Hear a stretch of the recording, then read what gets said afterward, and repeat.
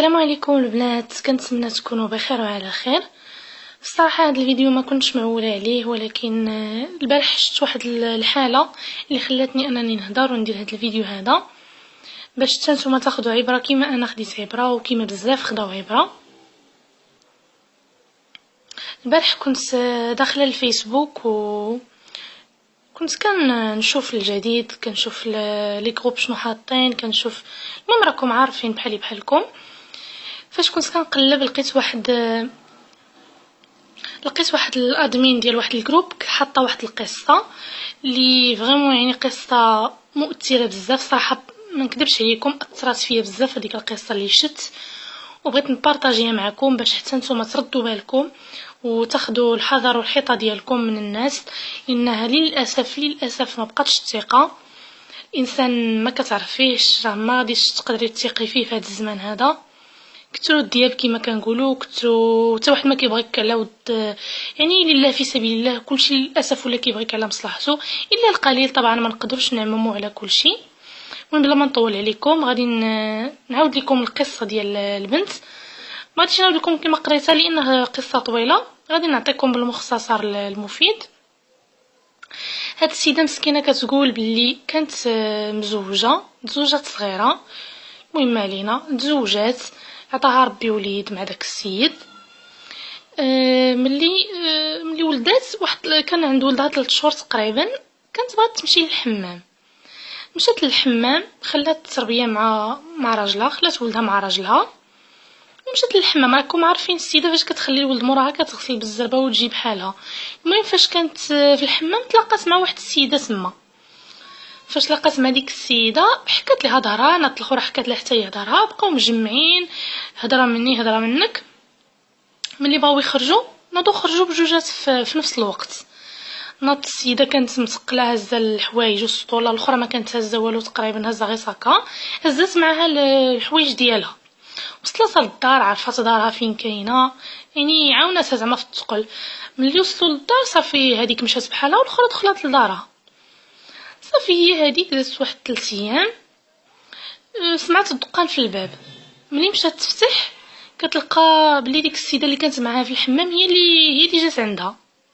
ما عليناش، فتحت لها الباب، سلمت عليها، اهلا لاباس لاباس، استغربات يعني من المجيه ديالها. قلت لها انا كنبيع شي بيجامات وشي كيطماط وجبت لك تشوفي الا بغيتي انت تاخدي. والعجيب في الامر انه كان الثمن ديال ديك السلعه اللي جبت لها كان رخيص بزاف على الاثمنه اللي في السوق. الشيء اللي خلى ان السيده تطمع وعجبها الحال، اي وحده كتبغي الرخا كما كان، واخا تكون لاباس عليها كتبغي الرخا. المهم قلت لها ودي دابا راه ما عنديش الفلوس والراجل ما كاينش. قلت لها معليش غير خدي الكيطماط ولا خدي البيجامه ولا خدي اللي يعجبك حتى نعاود نرجع الفلوس، سهل حالهم حتى تكوني موجداهم ونعاود ناخذهم عليك. زعما بينت لها انها راه تايقه فيها وانها راها انسانه مزيانه وانسان اللي المهم بينت لها انها بنت الناس. المهم السيده خدات عليها بيجامه. ملي جا راجلها جلسها له، قالت له راه شنو وقع راجلها ما عجبوش الحال. قال لها علاش تدصريها وعلاش تجي عندنا للدار وكذا، انت تلقيتي بها غير في الحمام، يعني تبقى زعما علاش تجي تصر علينا وتجي تدق علينا في الباب. المهم السيده قالت له هادشي دابا اللي كاين وراه خديت عليها البيجامه. قال لها ردي لها بيجامتها. السيده حشمات، ما قدرتش انها بعد ما هذيك دارت معها مزيان وقالت لها نصبر عليك على الفلوس وكذا وتجي في التالي تقول لها لا ما بقيتش باغا البيجامه، حشمات. المهم رجعت ديك السيده مره اخرى، خلصتها في البيجامه، يعني شرات عليها البيجامه. نط السيده عطاتها واحد الكتالوج. راكم عارفين الناس اللي كيبيعوا كيكون عندهم كتالوج السلعه اللي كيبيعوا. ملي عطاتها داك الكتالوج بقات السيده كتفرج وعجبوها الاثمنه وبان لها داكشي رخيص، وقالت لها راه كاين ما حسن وكاين وشوفي على خاطرك واحد 3 ايام رجع ناخذ الكتالوج. قالت لها واخا. المهم السيده خدات الكتالوج واختارت داكشي اللي بغات. فاش جا راجلها كذلك ما عجبوش الحال، سبحان الله بحال الا حسو قلبو. قال لها ردي لها الكتالوج ديالها. المهم بحال الا حسو قلبو.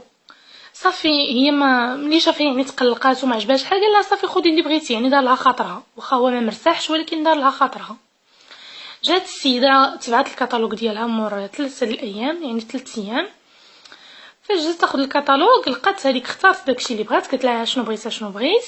قالت لها مزيان. قالت لها راني جبت شي سلعه ما احسن من هذا الشيء وثمن مزيان، الا بغيتي تجي تشوفي. قالت لها ودي دابا ما نقدرش، راكي عارفه عندي التربيه صغيره. قالت لها معليش 4 ساعات دغيا غير تشوفي المسائل وراه الدار ديالي قريبه، ندوزو نجيبو الساروس ونمشيو للمحل نوريك السلعه اللي جبت راه مزيانه وغادي يعني بحال كتشجعها باش انها تمشي.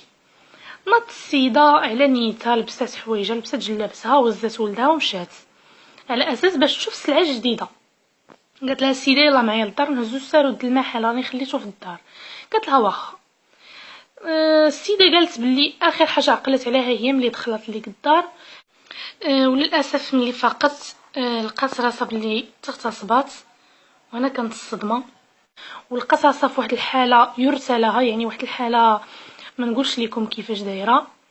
بقات تبكي وتشكي، ولكن السيده هددتها. لقات راسها بلي راه مصوراها ودارت لها فيديو وقالت لها الا مشيتي حتى نطقتي شي كلمه غادي نشوهوك ونديروا الفيديو ديالك في اليوتيوب ونديروه ونشروه والناس وغادي تفضحي وكذا. السيده ضعيفه مسكينه ما وفي حاله صدمه، هزات الولد ديالها لبسات حوايجها ورجعت لدارها. المهم بقات كتبكي وراجلها كيقولها مالكي، ما قدرتش انها تواجهه، ما قدرتش تقول له والو حيت عارفه حتى راجل ما يرضى لمرتو داكشي اللي دار ليها. صافي عيات صابره صابره صابره. هو ناض عيط لحبابها قال لها شمال بنتكم شنو واقع لها؟ قالوا له ما فراسنا والو. ناضوا حبابها جاو والبنت قالت لهم ها شنو كاين ها شنو كاين، وقالت حتى راجلها قالت له شنو كاين ها شنو كاين. يعني ما قدرتش انها تصبر وما قدرتش انها تخبي داك الشيء. للاسف الراجل طلقها، خدا لها ولدها. مشى خوها وباها داروا شكايه عند البوليس على حساب ديك السيده. فاش مشاو للدار لقاو بلي ديك الدار خاصه بالدعاره، دار اللي معروفه بالدعاره وبهاد الجرائم هادو. والسيده مسكينه دمرات حياتها وقالت بلي حاولت تنتحر 2 ديال المرات، لكن للاسف ما قدرتش على حساب ولدها وعلى حساب. المهم ان حياتها تدمرت بسبب غلطه صغيره، بسبب نيتها، بسبب الثقه ديالها في انسانه اللي غريبه عليها. هادشي البنات باش بغيت نبارطاجي معكم هاد القصه باش ما تثيقوش ما تثيقوش ما تثيقوش. يعني ماشي اي وحده ضحكت لك في الوجه راه باغيه لك الخير، ماشي اي وحده شتيها عاوناتك اولا دات معك ان بليزير صافي دير انها يعني راها باغيه لك الخير اولا انها انسانه مزيانه. هذا ما كان. بغيتكم تردوا بالكم. انا براسي كنوقع في هذا المشكل هذا. كنمشي للحمام ولا كتهضر معايا شي سيده كنجاوبها على نيتي، كنهضر معايا على نيتي، ولكن ربي كيحفظ، ربي هو اللي كيحفظ الحمد لله. وهذا ما كان البنات. كنتمنى القصه تكونوا خديتوا منها العبره وما تثقوش في اي وحده، ونطلبوا الله يحفظنا ويحفظ المسلمات اجمعين. وهذا الشيء اللي نقدر نقول لكم. والسلام عليكم الى فيديو قادم ان شاء الله. مع السلامه.